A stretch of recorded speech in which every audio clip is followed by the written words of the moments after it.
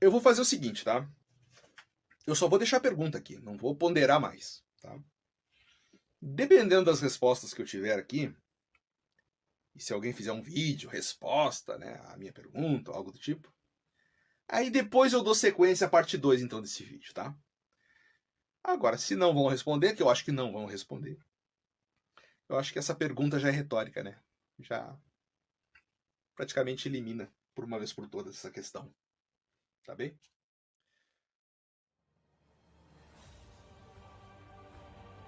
Tem um canal aí no YouTube que acho que pegou tua ideia, viu, Elias? Elias tem um canal que tem uma repercussão muito grande.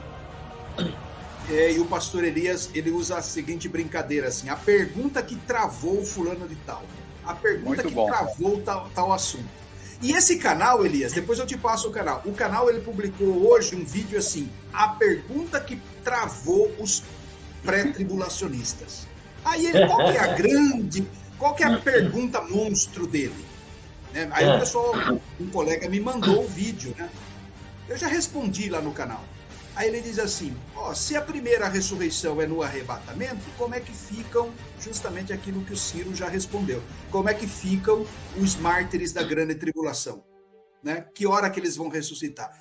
Deixa eu ver, uma pergunta bombástica que travou os pré-tribulacionistas. Foi, meu, Meu Deus. eu vou passar essa pergunta para o Arthur André aqui, de 10 anos, que frequenta EBD, ele vai responder.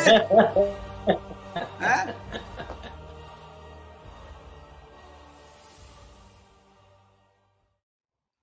A resposta vocês verão a seguir.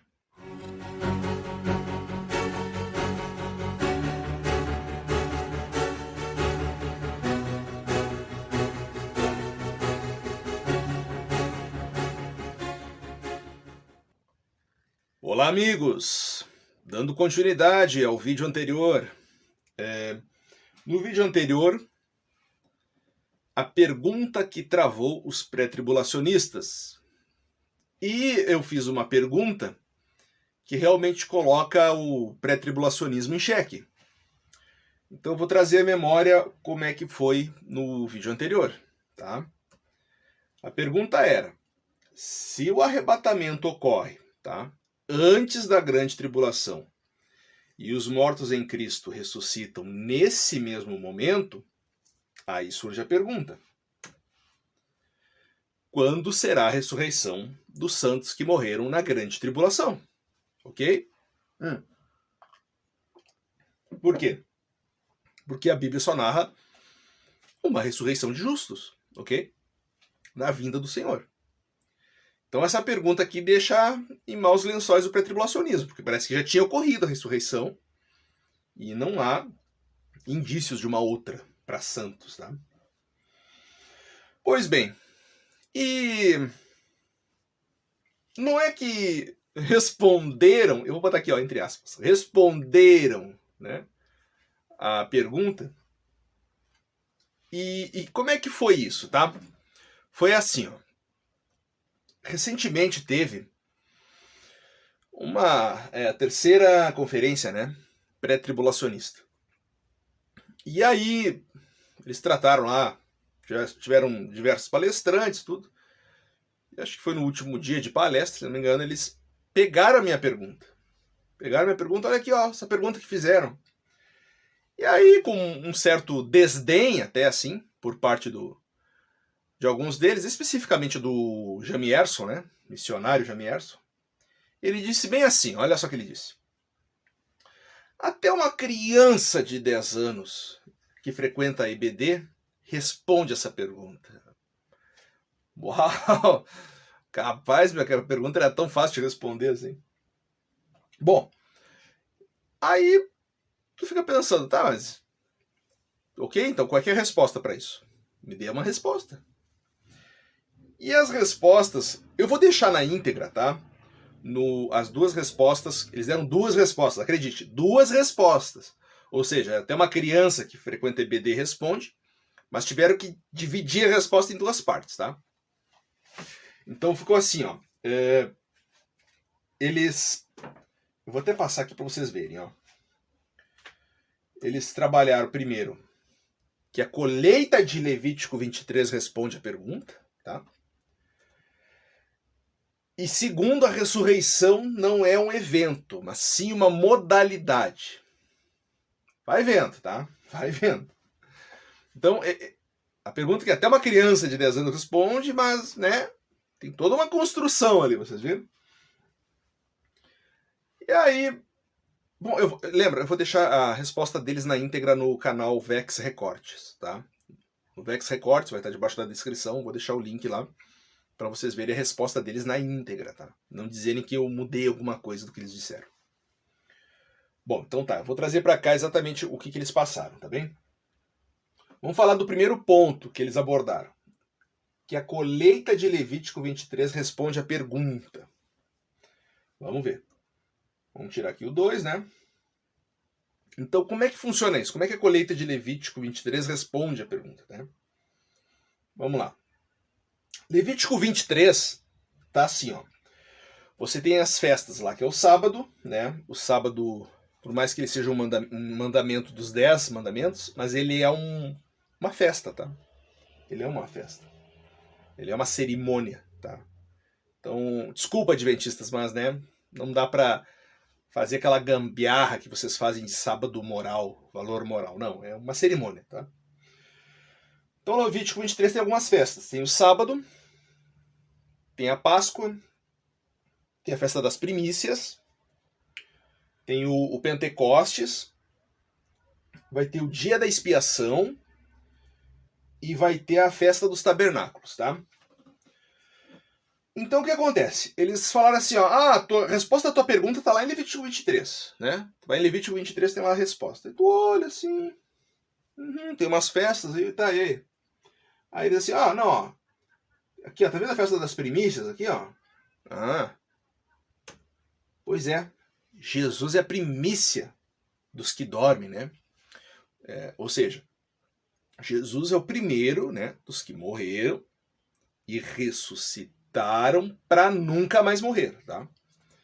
Diferente de todas as outras ressurreições do Antigo Testamento, por isso. Né, os outros pessoas que morreram e ressuscitaram tiveram uma vida feliz, com filhos, tudo, depois morreram de novo, né?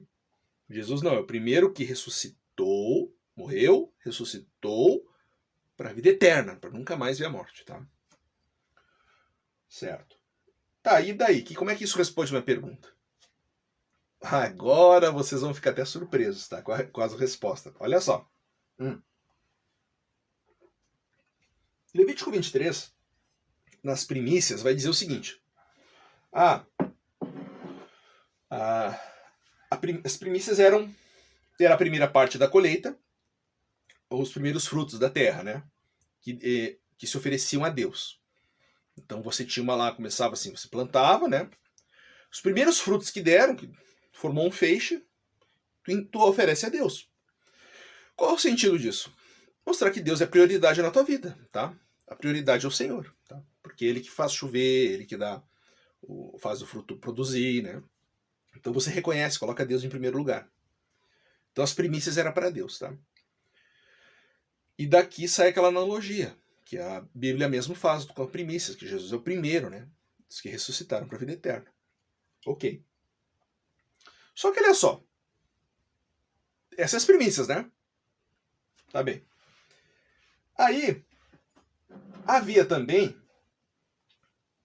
a colheita. A colheita, normal, a colheita. Você planta algo, você colhe, tá? Então tinha a colheita ali. Colheita normal.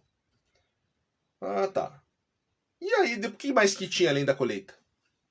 Bom, além da colheita, você também tinha os rabiscos, né? Os rabiscos eram o restante que sobrava, tá? Da colheita. Ou seja, em suma, é basicamente uma colheita dos pobres, tá? Os pobres vão lá coletar o restante de uma colheita, tá? Que ficava no canto da terra. Se vocês querem esses textos, bom, vocês peguem a Bíblia de vocês, tá? Bíblia de vocês. E abram em Levítico 23, tá? Vai falar do Pentecostes, Levítico 23, no verso 15, tá? Verso 15. E depois, no verso 22, vai falar alguma coisa dos rabiscos, tá? Então, Levítico 23, verso 15, e no verso lá no 22, tá? Que também fala da colheita normal. Ok. Então vocês tinham essas outras colheitas aí. E o que acontece? Como é que isso responde à pergunta que eu fiz? Olha a mentalidade deles, tá? Porque vou voltar aqui, se as primícias que simboliza Jesus, na mente deles, tá? Simboliza Jesus, e de fato simboliza mesmo. Jesus é as primícias ali da colheita. Então, quando tiver uma colheita, e quando tiver uns rabiscos para ser coletado, isso significa o quê? Que existem mais ressurreições e arrebatamentos. Hã? Entendeu a mentalidade deles? Então assim, ó, é algo, né? A conclusão que eles chegam, tá? Se Jesus é primícia de colheita, e a Bíblia fala disso, logo, onde tiver colheita, onde tiver coisa recolhendo, tudo é ressurreição e tudo é arrebatamento. Então, vai vendo, tá? Vai vendo a resposta que eles deram, a criança de 10 anos daria para mim. Tá bem.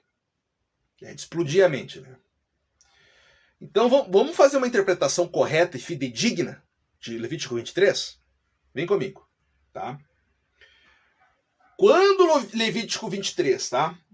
Fala de primícias aqui, e que Jesus é as primícias, porque a Bíblia faz essa analogia, tá? Vamos deixar claro uma coisa. É porque está na Bíblia, ok? Não é porque eu fiz um exercício mental e cheguei na resposta. Não, é porque a Bíblia está dizendo isso. Tá bem? Sério, agora eu vou dizer aqui, uma criança de 10 anos sabe disso, tá? Então vamos lá, vamos seguir. Sola Escritura. Sola Escritura.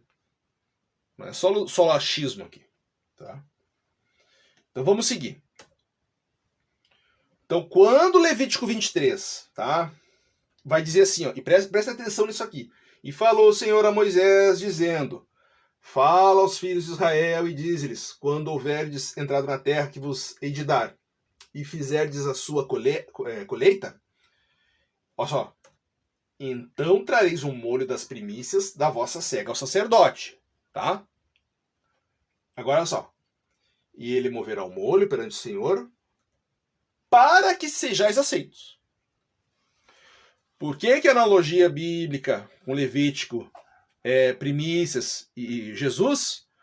Porque através das primícias o povo era aceito. Através de Jesus nós somos aceitos para Deus. Entenderam a analogia? Tá. Aí, aqui é o texto clássico, né? Mas de fato Cristo ressuscitou dentre os mortos e foi feito as primícias dos que dormem. 1 Coríntios 15, verso 20, né? Tá certo, isso entendemos. Tá. Aí eles ficam perguntando, tá, mas e as ressurreições? Né? Nós vamos roubar a posição de primícia de Cristo? Vamos ser outra coisa? Tiago, capítulo 1, verso 18. Segundo a sua vontade, ele nos gerou pela palavra da verdade, para que fôssemos como primícia das suas criaturas. Em Jesus somos feitos primícias com ele. Não diz que nós somos agora uma colheita, não diz que tem uns rabiscos para coletar, não diz que... Não tem isso. Tá? Isso é um exercício mental. Tá? Isso aí, eu vou ser bem honesto com vocês, isso daí é uma escatologia código da Vinci. Tá? Ó, tem um código aqui, a gente tem que descobrir aqui, chegamos às conclusões que tem mais arrebatamento. Tem que descobrir significados ocultos no texto. Não dá pra fazer isso, tá? Vamos ficar com o que a Escritura fala. A Escritura já é a revelação de Deus. Eu não tenho que revelar uma revelação, tá? Já está revelado, ok? Então, assim, ó, essa respostinha deles aqui, que Levítico 23 responde a minha pergunta, para dizer que, se houve um arrebatamento, uma ressurreição na pré-tribulacional, vai ter outra ressurreição, porque é uma outra colheita, porque... Não dá, desculpa, vamos ficar com a Bíblia, tá? Tem primeira e segunda ressurreição. Ponto, acabou. Não tem mais conversa, tá? Bom, vamos lá. A segunda ressurreição, vocês sabem, é dos ímpios, né? Então só pode haver uma ressurreição de justos. E aí vem a questão interessante, que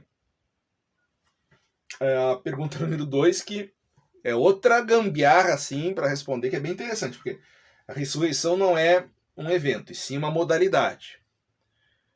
Como é que eles chegaram nessa conclusão, tá? É assim, ó, funciona desse jeito. Eu separei aqui, eles usam o texto das duas testemunhas mártires, que são...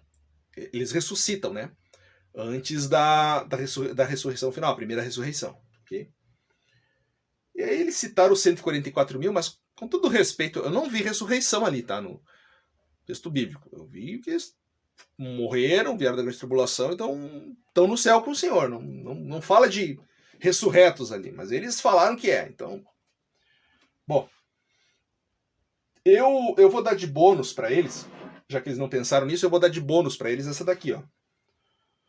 Os santos que saíram dos sepulcros, tá? Quando Jesus ressuscitou, e saíram esses santos dos sepulcros depois. Que provavelmente é uma ressurreição para a vida eterna, né? Provavelmente seja. Pois bem. Mas o que acontece? Então quer dizer que aqui, ó, quebrou o padrão de uma ressurreição só. Tem mais outras, viu, Renato? Viu, Renato? Toma essa.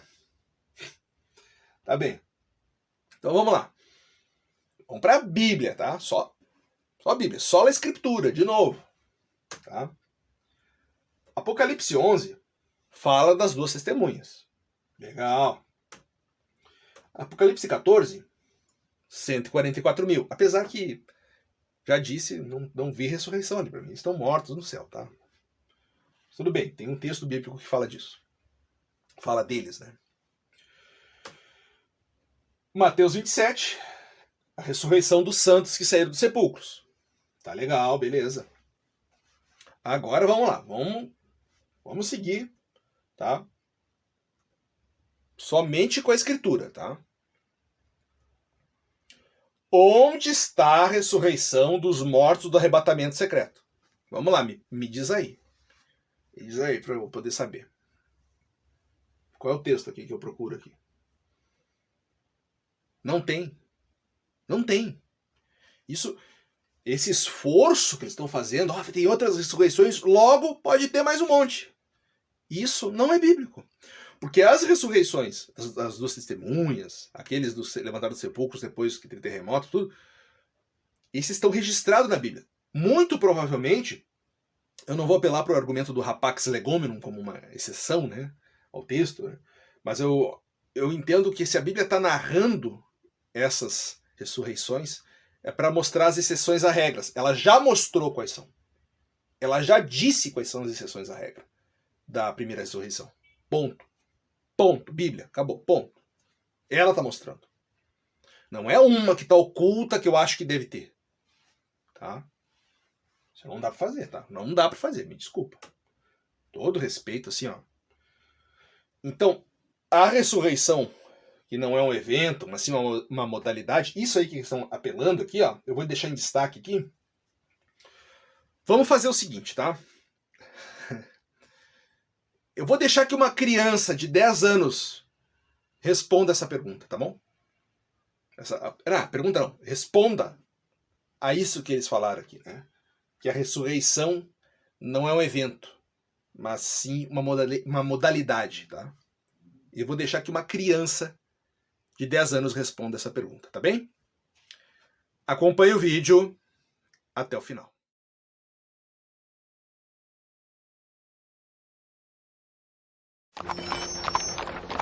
Nun werde ich euch beweisen,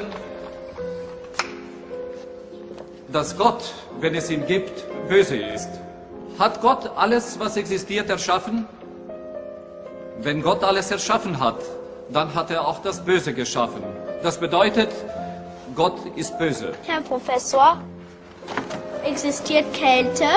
Was für eine Frage soll das sein? Natürlich existiert die Kälte. War euch noch nie kalt? Nein, in der Tat, Herr Professor, die Kälte existiert nicht. Nach den Gesetzen der Physik ist das, was wir als kalt empfinden, nur das Fehlen von Wärme. Und existiert Dunkelheit, Herr Professor? Selbstverständlich existiert sie. Nein, sie ist nur das Fehlen von Licht. Wir können das Licht messen, aber die Dunkelheit nicht. Das Böse existiert nicht, genau wie die Kälte und die Dunkelheit. Gott hat das Böse nicht geschaffen. Es ist das Ergebnis dessen, was Gottes Hand noch nicht berührt hat.